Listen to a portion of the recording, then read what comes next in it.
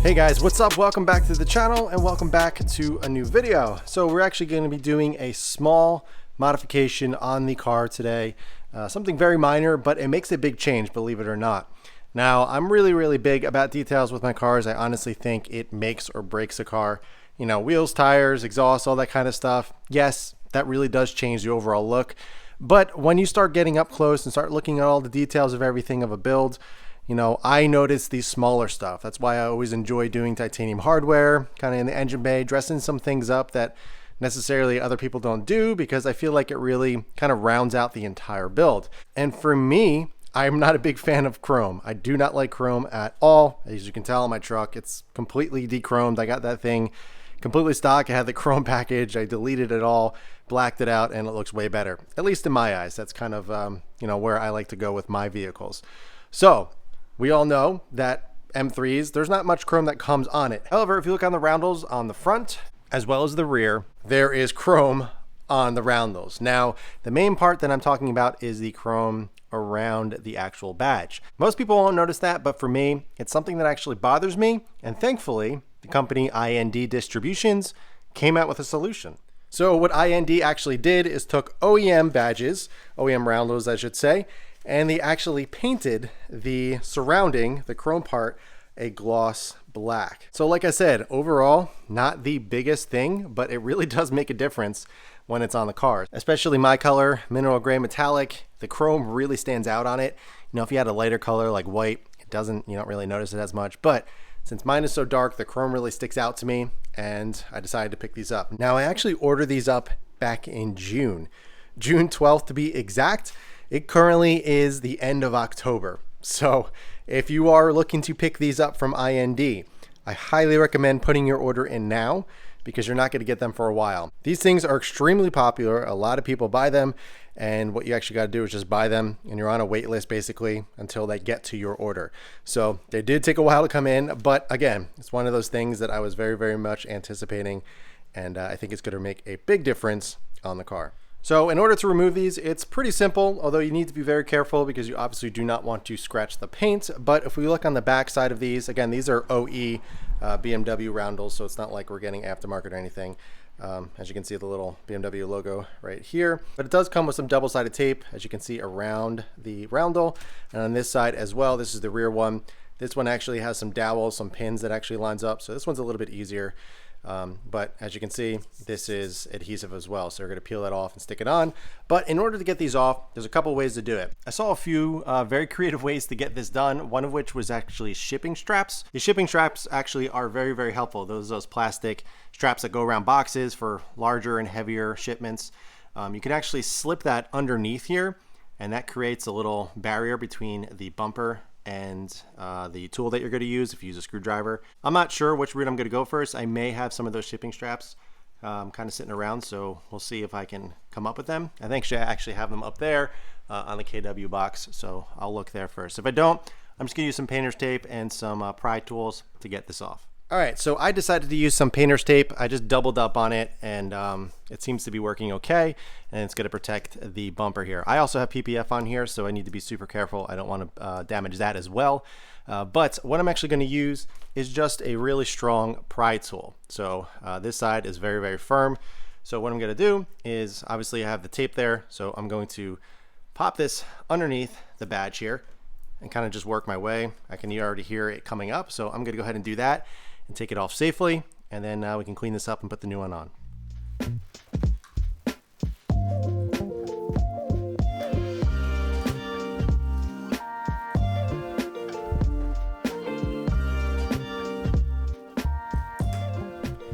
All right, so that came off very easily, and the main reason, I think, as you can see, the double-sided tape came off entirely. I think the main reason why it came off so easily is because this car, as I mentioned, is PPF'd. So they actually took the roundel off here to get underneath the badge properly. So if we look, you can actually see the edge of the PPF right here. So they did remove it, which is a good sign that the PPF was done correctly and they just didn't go around the roundel. I'm gonna go around and get the remaining adhesive off. Just use some Goo Gone and then use some IPA to clean this up, and then we can stick the new one on. But as you can see, there are some dowels, little pins here, and you're actually going to line them up with the pins on the back right here, the top two. So you can center it, peel off the tape, and that will be on. So that's pretty simple, but let me go ahead and clean that up, and then we can install the new one. All right, so the area is cleaned up. I used some Goo Gone to get the remaining adhesive off, and then I used a quick wipe of IPA to get rid of all the oils and any dirt that may have been there. But it is spick and span, nice and clean, so all we're simply going to do is take the new badge and pull the adhesive backing off of here. Gonna be hard to do one-handed. I'll put the camera down and then line up these back two pins, or two little holes here, to the little pins on the actual bumper. So let's go do that. One thing I want to mention is when you're installing this and you want to put some pressure on here to make sure it adheres properly, I would not, I've seen people do this, push it down in the center with their palm to make sure that they get a good stick in that area. But what I recommend is actually pushing around the outside, obviously because that's where the adhesive is, but some people push in the middle and it can actually dent. The top of it, I have seen people dent these before installing them, and you don't want to do that because these are pretty darn expensive. The pair of these for the front and rear is just under $300. Pretty crazy, but yeah, I don't want to damage these, so I'm gonna go ahead and use a microfiber towel and push around the outside to make sure it sticks well. So let's go ahead, install this, and see how it looks.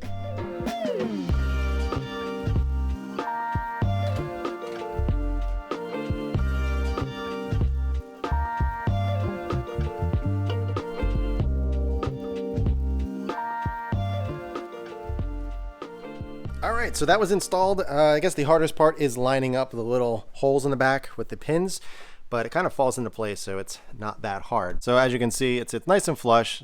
You know, as I mentioned earlier, it is an OEM piece, so it's gonna fit exactly as it should, but man, oh man, again, smallest difference, but it really, really changes the overall front end. I think it just looks way more aggressive. It ties on with the gills and kind of everything that I got going on in here. So yeah, now we can go ahead and do the same thing in the rear. Now the rear is a little bit different in terms of the pins actually being on the back of the roundels, so it's a little bit easier to line up.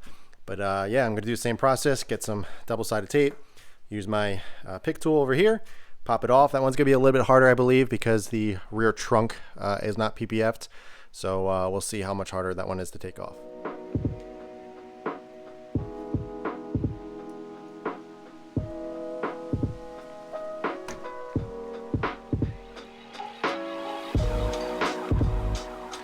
All right, so the rear is actually easier because there is no adhesive. There's actually these little dowel pins, these little inserts that go into the actual trunk lid, and those little pins just pop right into there. So very, very simple. The new IND one does include some double-sided tape, so it's there for extra reassurance. I'm pretty sure IND actually installs this or includes this on theirs only. I don't believe the OEM BMW ones, as you can see, has any adhesive on them. So again, this was never taken off. This is the first time because there's no PPF on there and there's no reason for this to come off since it was installed from the factory. So yeah, interesting. I thought there was some adhesive on there, but this one's way easier. Don't even have to clean anything up, and all we gotta do is pop it back in. So I'm gonna go ahead and remove the backing here and line up the little dowels, and we'll be finished with this install.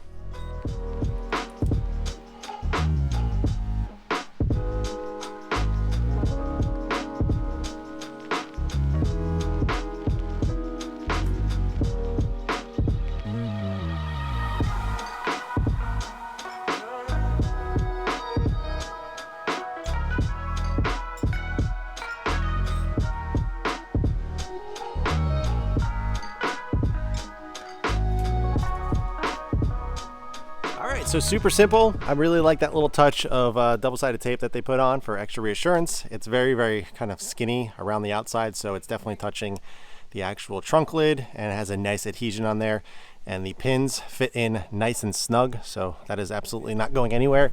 But again, a very, very small difference, but really, really changes the overall kind of look. It really cleans things up. All right, guys, so that is going to wrap up this video. Short and sweet, but again, very, very small detail that I really do think matters and honestly makes a big difference overall. So we're going to head and store these away for safekeeping because they're literally brand new and they look fantastic. So yeah, really happy with that. Again, they took a very, very long time to come in. I ordered them in June, as I mentioned, so a decent amount of time. So if you're looking to pick some up, highly recommend placing your order now so you don't have to worry about it. And they'll just randomly show up on your doorstep. I did actually pick up some new taillights, so we're going to be installing them in another video. These are actually the GTS style taillights. I got the red coloring, so I'm very, very excited about those. I really do like the OEM ones, but I figured I might as well try these out. I think they look cool. Adds a little modern touch to an already very, very good looking car. So we're going to throw them on and see what they look like. All right, guys, so if you have any questions at all about the Roundels or anything else on the M3, leave them in the comments below. I'm going to go ahead and wash this car right now. It is actually pretty darn dirty. Since I have been driving it, you can tell all the brake dust on the wheels. The paint looks very, very clean because of the ceramic and the PPF, so it really never really looks too dirty. But I assure you, it is. If you look on the back, you can see all the kind of grime there from driving it around. But I will leave a link below for the exact Roundels that I did get, so if you're looking to pick some up, you just click the link in the description and you can snag some for yourself. But that's going to wrap it up for this one, guys. Again, any questions at all, ask them below. In the meantime, keep it clean, keep it simple, and I'll catch you guys in the next one.